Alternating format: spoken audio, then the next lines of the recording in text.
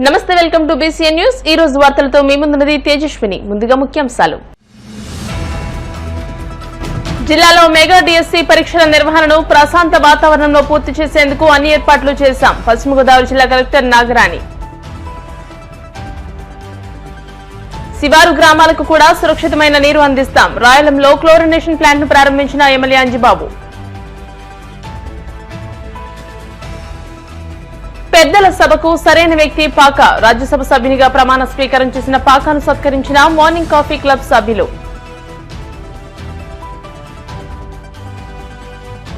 Bhimavaram మంటంలోని doctor YSR memorial ప్రథమ శ్రేణి శాఖ గ్రంథాలయంలో వేసవి విజ్ఞాన తరగతుల ముగింపు కార్యక్రమంలో పాల్గొని విజేతలకు బహుమతులు అందించిన జాయింట్ కలెక్టర్ రాహుల్ కుమార్ రెడ్డి. జిల్లాలో మెగా డిఎస్సి పరీక్షల నిర్వహణను ప్రశాంత వాతావరణంలో పూర్తి చేసేందుకు అన్ని ఏర్పాట్లను చేయడం జరిగిందని పశ్చిమ గోదావరి జిల్లా కలెక్టర్ చదలవాడ నాగరాణి తెలియజేశారు.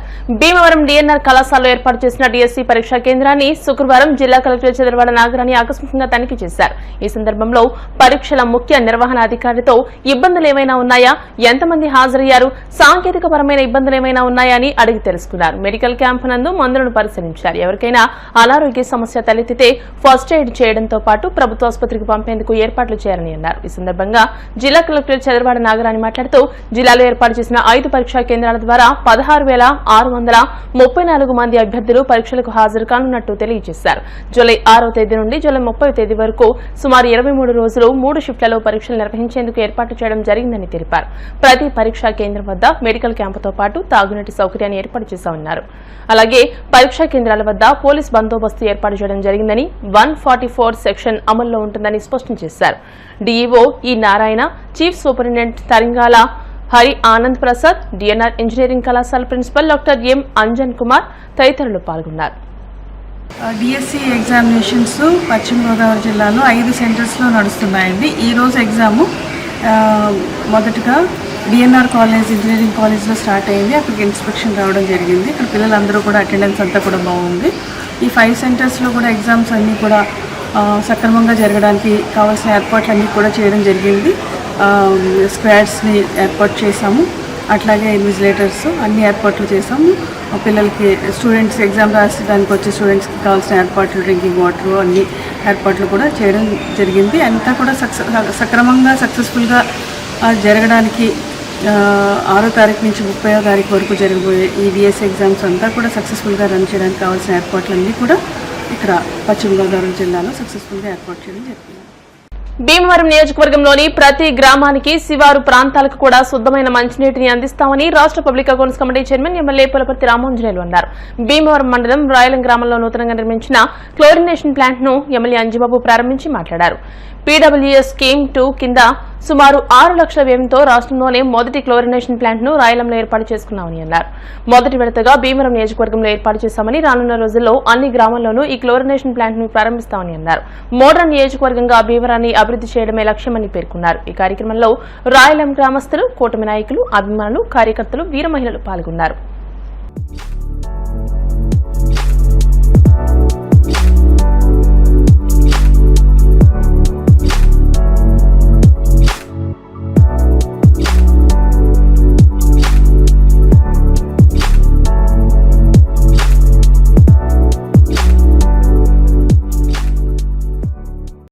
ఈరోజు రాయలం గ్రామంలో ఆటోమేటిక్గా క్లోరిన్ కలిపి ప్యూరిఫై చేసిన వాటర్ అందించడం కోసం ఈ కార్యక్రమం చేయటం జరిగింది.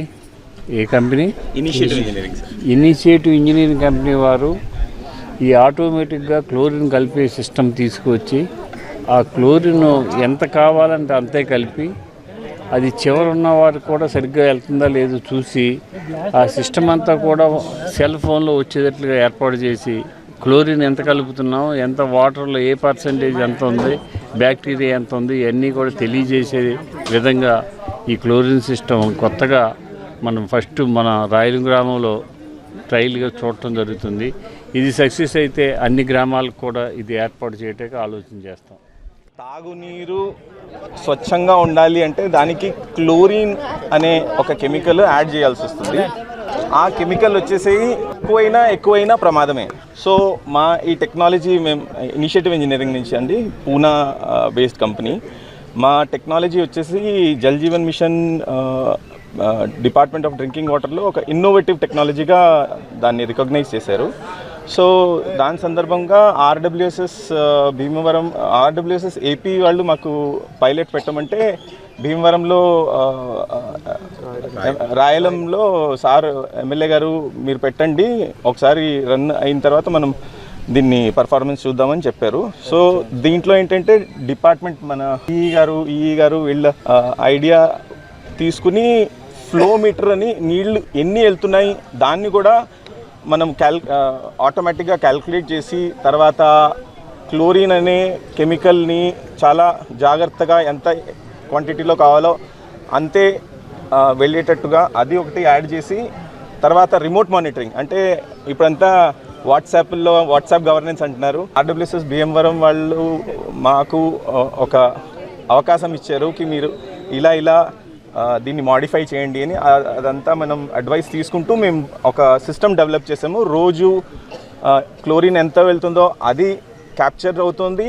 నెక్స్ట్ ఏంటంటే ఎన్ని నీళ్ళు ఇస్తున్నాము అనేది కూడా క్యాప్చర్ అవుతుంది. దీని రిపోర్టు ఇండిపెండెంట్గా రోజు ఈమెయిల్ ద్వారా SMS ద్వారా వచ్చేస్తున్నాయి. మనకి జల్ జీవన్ మిషన్ ద్వారా గ్రామీణ ప్రాంత ప్రజలందరికీ కూడా 55 LPCDకి వాటర్ ఇవ్వడానికి ప్రతి గ్రామంలోనూ కూడా గ్రాంట్ మంజూరు చేసి ఉన్నారు గౌరవ శాసనసభ్యుల వారు. దానిలో భాగంగానే ఫిల్టరేషన్ మరియు క్లోరినేషన్ చేసిన నీటిని మాత్రమే గ్రామీణ ప్రజలకు అందజేయాలి. దానిలో భాగంగానే ఫిల్టరేషను అన్ని చోట్ల సక్రమంగా జరుగుతుంది. స్లో శాండ్ ఫిల్టర్స్ మరియు ఈ రీసెంట్గా డెవలప్ చేసిన మైక్రో ఫిల్టర్స్ ద్వారా మంచినీటి సరఫరా జరుగుతుందని, దానికి ఎడిషన్గా క్లోరినేటెడ్ వాటర్ ఖచ్చితంగా క్లోరినేట్ అయిన వాటర్ని ప్రజలకు సరఫరా చేయాల్సి ఉంది.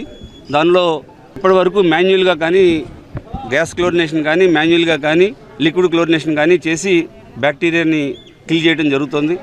ఇన్నోవేటివ్గా ఈ ఇనిషియేటివ్ ఇంజనీరింగ్ కంపెనీ నుంచి మేము గౌరవ శాసనసభ్యుల వారు మన భీమవరం నియోజకవర్గ పరిధిలో మొట్టమొదటిగా దీన్ని ఇనిషియేటివ్ ఇంజనీరింగ్ వారి ద్వారా ఆటోమేటిక్ క్లోరినేషన్ మెషిన్ని ఇక్కడ పెట్టడం జరిగిందండి. దీని ద్వారా ఏంటంటే ఫిల్టరేషన్ అయిన నీరుని మనం డోజింగ్ పంప్ ద్వారా ఆటోమేటిక్గా క్లోరినేట్ చేసి 100% బ్యాక్టీరియాని కిల్ చేసి ప్రజలకు సురక్షితమైన నీరుని అందించడం జరుగుతుంది.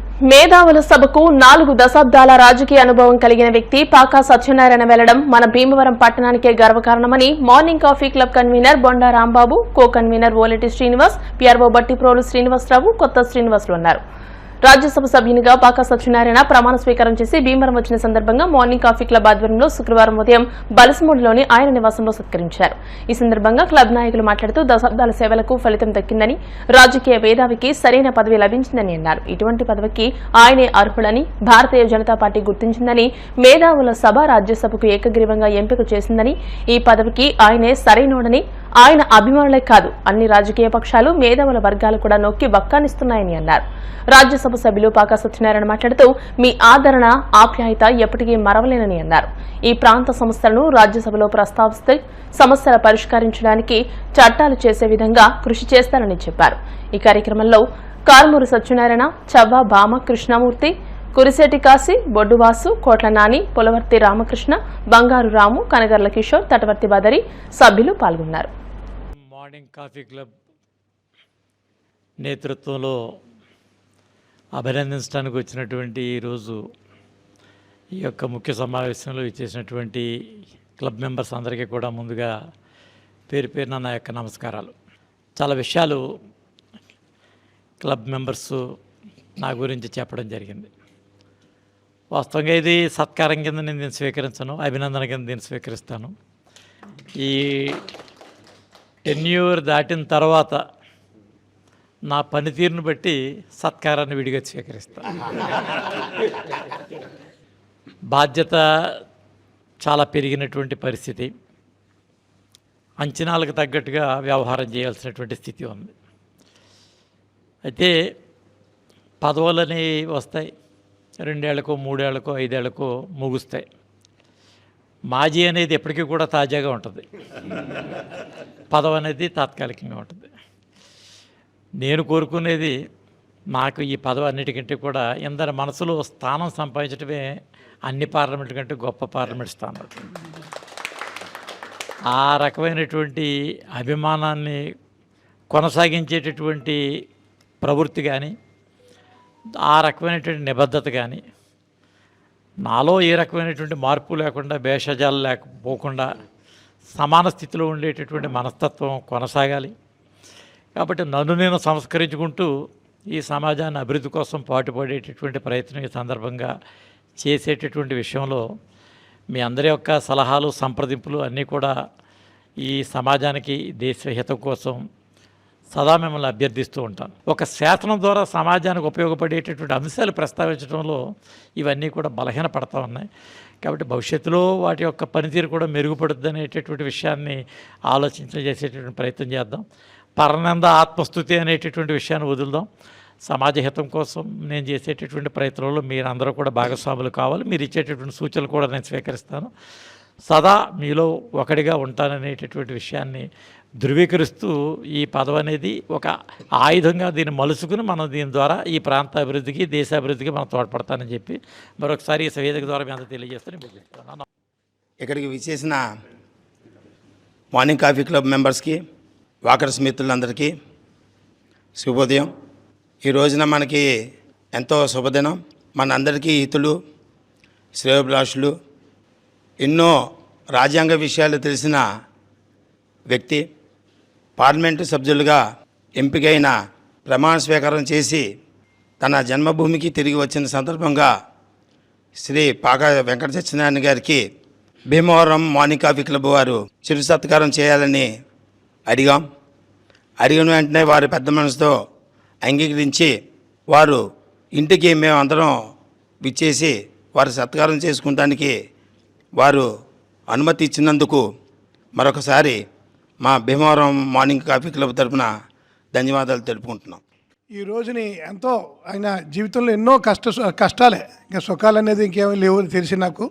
ఎన్నో కష్టాలు ఎన్నో భరించి ఎంతో మరి ఈ ఒకే పార్టీలో ఉండి ఎంతోమంది ఎన్నో పార్టీలు, కొత్త పార్టీలు వచ్చినా ఏమొచ్చినా సరే ఏమీ పార్టీ కాదు, నాకు సిద్ధాంతాలే మెయిన్. ఆర్ఎస్ఎస్ కార్యకర్తగా జీవితం మొదలుపెట్టి అలాగే బీజేపీలో అలాగే ఉండి ఒక కృషికి, ఒక ఎంతో అకుంఠిత దీక్షకి ఇది ప్రతిరూపం ఇప్పుడు వచ్చిన ఎంపీ పదవి. అన్నకు ముందుగా అభినందనలు. అన్న గురించి 2 మాటలు చెప్తాను. అన్నను నేను చాలా దగ్గరగా చూశాను. ఎంచేతనంటే క్లాస్ రూములో ఉన్నప్పుడు క్లాస్ లీడర్గా, చదువుకునే రోజుల్లో విద్యార్థి సంఘాల నాయకుడిగా మొదటి నుంచి కూడా తాను నాయకత్వ లక్షణాలు పుణికిపుచ్చుకుని అందరికీ, యువతరానికి ముఖ్యంగా ఆదర్శవంతమైన నడవడికను నేర్పిన వ్యక్తి మా అన్న పాకా సత్యనారాయణ. వారి గురించి చిన్న కవిత రాశాను, మీ అందరి ముందు వినిపిస్తాను.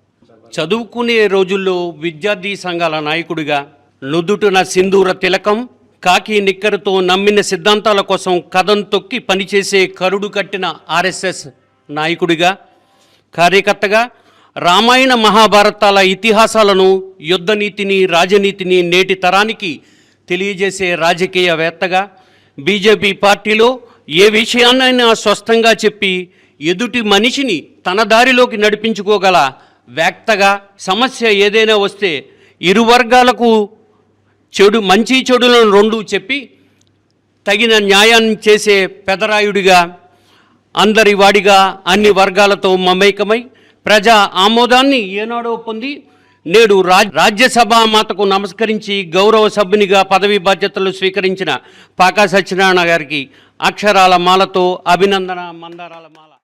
మన మార్నింగ్ కాఫీ క్లబ్ సభ్యులందరూ కూడా మరి శ్రీ పాకా సత్యనారాయణ గారి ఇంటికి రాజ్యసభ సభ్యునిగా మరి ఆయన పదవి ప్రమాణ స్వీకారం చేసి ఇక్కడికి రావడం జరిగింది.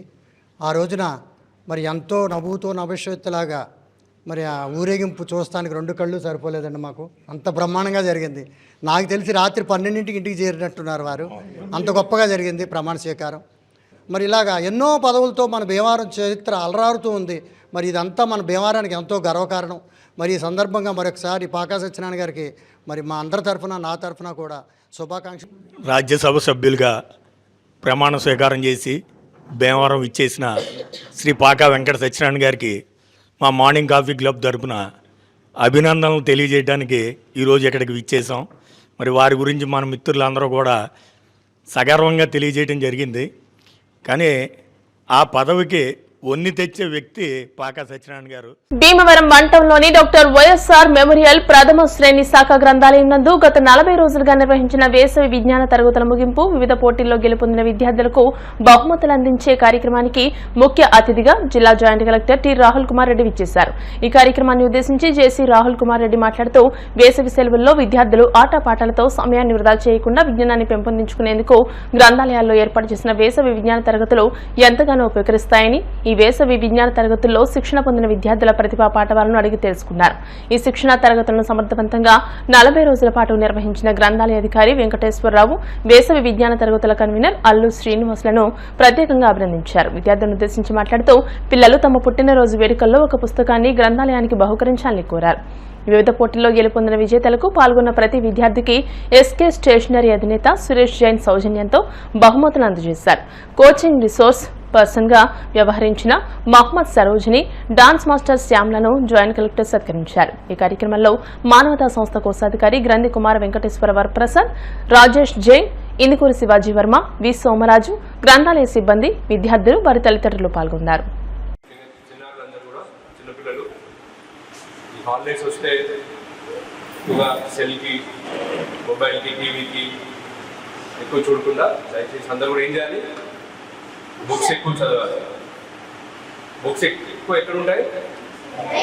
లైబ్రరీలో ఉంటాయి. నేను చిన్నప్పుడు కడపలో చదువుకునేవాడిని, రిలేటివ్స్ వాళ్ళ ఇంట్లో. హాలిడేస్ వస్తే ఇంటికి వెళ్ళిపోయేవాడిని, పల్లెటూరికి వెళ్ళిపోయాను.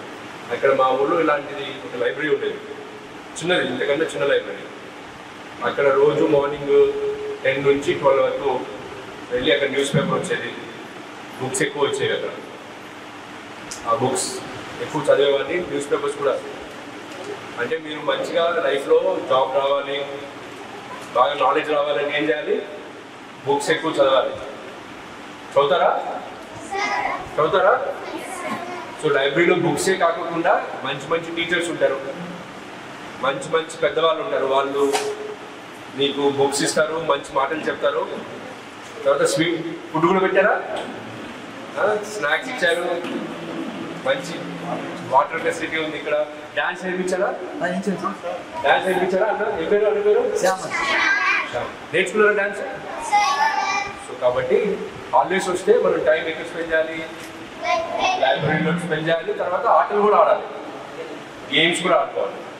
సో ఇంత మంచి కార్యక్రమం చేస్తున్నందుకు గ్రంథాలయ సంస్థ వెంకట్కి, జిల్లా లైబ్రరీయన్ వారికి, సెక్రటరీ గారికి, అదేవిధంగా మానవతా సంస్థ ఇక్కడికి చేసిన అందరూ వాలంటీర్స్ ఎవరైతే ఉన్నారో వాళ్ళందరికీ కూడా చాలా ప్రత్యేక ధన్యవాదాలు. రీడింగ్ అనే హాబీని మనం చిన్నపిల్లల్లో అలవాటు చేయాలంటే లైబ్రరీని ఒక హబ్గా చేసుకోవాలి. అనేది hub of activity, not just for reading but socialising. ఇంతమంది పిల్లలు భీమవరంలో రకరకాల స్కూల్స్ నుంచి వచ్చారు, రకరకాల బ్యాక్గ్రౌండ్స్ నుంచి వచ్చారు. ఇప్పుడు అబ్దుల్ని చూసి చాలామంది మళ్ళీ అబ్దుల్ చదువుతున్నారు కాబట్టి నేను కూడా ఇంకా బాగా చదవాలి అనుకునే వాళ్ళు చాలామంది వస్తారు.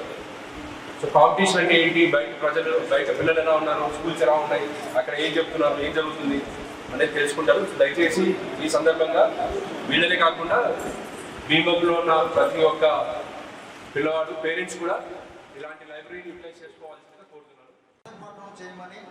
జాయింట్ కలెక్టర్ గారు రాహుల్ కుమార్ రెడ్డి గారు గ్రంథాలయంలో చదువుకున్నారనుకుంటా.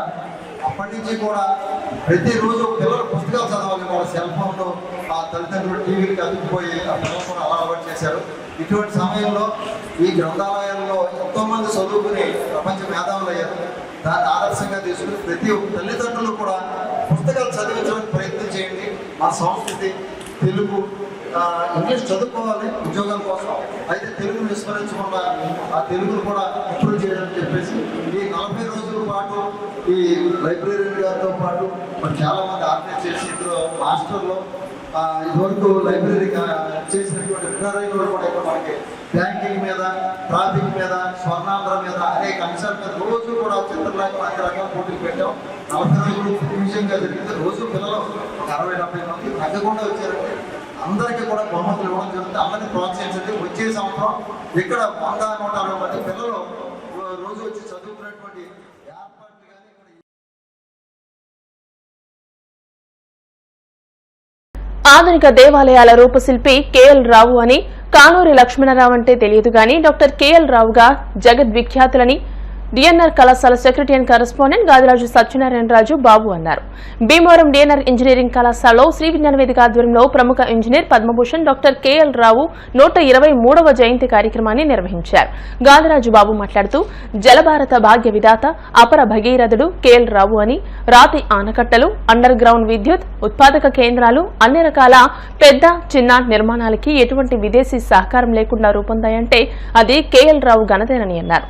పాలకోడేరు లయన్స్ క్లబ్ నాయకులు కె వెంకటరాజు, నిర్వాహకులు చెరుకువాడ రంగశైలు మాట్లాడుతూ కేఎల్ రావు స్మారక అవార్డులను ఇంజనీరింగ్ లోని ప్రతిభావంతులకు ప్రభుత్వం ఇవ్వాలని అన్నారు. ఇటువంటి మహనీయుల పేరిట అవార్డులు ఇవ్వడం ద్వారా భావితరాలకు స్ఫూర్తిదాయకంగా ఉంటుందన్నారు. ఈ కార్యక్రమంలో కళాశాల principal doctor Anjan Kumar, vice principal doctor Varma, Ratnam తదితరులు పాల్గొన్నారు. ఈరోజు కేఎల్ రావు గారి జయంతి సందర్భంగా ఆయనకి నివాళులు అర్పించడం జరిగింది. ఎందుకంటే ఆయన ఒక మంచి ఇంజనీరు.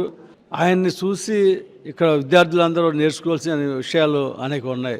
ఎందుకంటే ఆయన చిన్న వయసులోనే చదువుకునే విషయంలో నేను ఐఏఎస్ ఆఫీసర్ అవ్వాలని తండ్రితో అంటే, ఒక ఇంజనీర్గా అవుతే నువ్వు అనేక ప్రాజెక్టులు అనేక చేయవచ్చురా అంటే, ఆయన తండ్రి గారు చెప్పింది విని ఒక ఇంజనీరింగ్లో సీట్ సంపాదించుకుని ఇంజనీర్ అవుతూ జరిగింది. ఆయన ఇంజనీర్ అయ్యాక ఒక జేఈగా జాయిన్ అయ్యి ఆయన యొక్క ఘనతని చాటించుకుంటూ పెద్ద ఇంజనీర్ అయ్యి మన నాగార్జున సాగర్ ఏంటి అనేక ప్రాజెక్టులు ఈ ప్రపంచంలో కానీ దేశంలో కానీ నిర్మించి గొప్ప ఇంజనీర్ అయిన గొప్ప వ్యక్తి. ఆయన చూసి విద్యార్థులందరూ ఆయన ఆదర్శంగా తీసుకుని మంచి ఇంజనీర్ అవ్వాలని చెప్పి కాలేజ్ ఆఫ్ ఇంజనీరింగ్ అండ్ టెక్నాలజీలో కేఎల్ రావు గారి జయంతి సందర్భంగా మేమందరం కూడా ఆయన స్మరించుకోవటం జరుగుతుంది. మా సెక్రటరీ గారు, మా ప్రెసిడెంట్ గారు, ముఖ్యంగా మా సెక్రటరీ గారు కూడా బేసిక్గా సివిల్ ఇంజనీరే కాబట్టి ఆయన ఇలాంటి విషయాల్లో చాలా ముందుండి అన్ని నడిపిస్తూ ఉంటారు. కేఎల్ రావు గారు అన్నప్పటికీ మోక్షగుండం విశ్వేశ్వరయ్య గారి తర్వాత మన దేశంలో ఉన్నటువంటి పెద్ద ప్రాబ్లం అయినటువంటి నదుల అనుసంధానం గురించి ఆయన కూడా ఎక్కువగా పాటుపడ్డాడు. ఆయన ఆ తర్వాత ఇప్పుడు అదే విధానాన్ని కూడా ఈరోజు కూడా దానికి రెలవెన్స్ ఉండి ఈరోజు కూడా నదుల అనుసంధానం మీద అందరూ కూడా కాన్సన్ట్రేట్ చేస్తున్నారు. దానివల్ల మనకు ముఖ్యంగా ఉండే లాభం ఏంటంటే ఒక చోట వరదలు, ఒక చోట అసలు నీరు లేకపోవటం, ఇలాంటి ప్రాబ్లమ్స్ అన్నీ పోయి ఎక్కడైతే కనుక వరదలు వచ్చాయో నీరు లేని చోటకి తీసుకెళ్ళడం జరుగుతుంది. ఇప్పుడు ఈరోజు ఆ విషయం అందరికీ కూడా చేసి అందరూ కూడా దాన్ని కాన్సన్ట్రేట్ జరుగుతున్నారు. ఇప్పుడు కేఎల్ రావు గారిని ఈ సందర్భంగా మనం స్మరించుకోవటం అందరికీ కూడా ఆనందకరమైన విషయం. గోవధ మహాపాపమని ప్రభుత్వ ఉత్తర్వులను ఉల్లంఘిస్తే చట్టరీత్యా చర్యలు తప్పవని జిల్లా పశుసంవర్ధక శాఖ అధికారులు doctor K Muralikrishna, doctor P Pandaribabu, doctor K Hema, doctor A Satyanarayana, doctor Sudheer బాబులు అన్నారు. భీమవరం పట్టణం నాచువర్ సెంటర్లో పశుసంవర్ధక శాఖ శ్రీ విజ్ఞాన వేదిక ఆధ్వర్యంలో శుక్రవారం అవగాహన ర్యాలీ నిర్వహించారు. ఈ సందర్భంగా వారు మాట్లాడుతూ ఆంధ్రప్రదేశ్ గోవధ నిషేధం జంతు సంరక్షణ చట్టం ప్రకారం గోవులను వధించుట చట్టరీత్యా నేరమన్నారు. జంతువులను అక్రమ రవాణా చేసినా చర్యలు తప్పవని హెచ్చరించారు. నిర్వాహకులు చెరుకువాడ రంగసాయి మాట్లాడుతూ అక్రమంగా జంతువధ చేసినా రవాణా చేసిన అధికారులు చర్యలు తీసుకోవాలని అన్నారు. చట్టాలను ఉల్లంఘించిన వారిపై పోలీస్ కేసులు నమోదు చేస్తున్నారని అన్నారు. ఈ కార్యక్రమంలో డాక్టర్ సూర్యనారాయణ, సత్యనారాయణ తదితరులు పాల్గొన్నారు.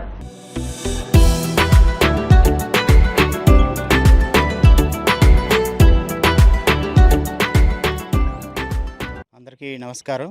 మరి మనకి శనివారం రోజు అనగా 7/6/2025 రోజున బక్రీద్ పండుగ పర్వదినం అందరూ జరుపుకుంటూ ఉంటారు. అయితే ఈ సందర్భంగా జంతు బలులను ఇవ్వడం అనేటువంటిది ఆనవాయితీగా జరుగుతుంది.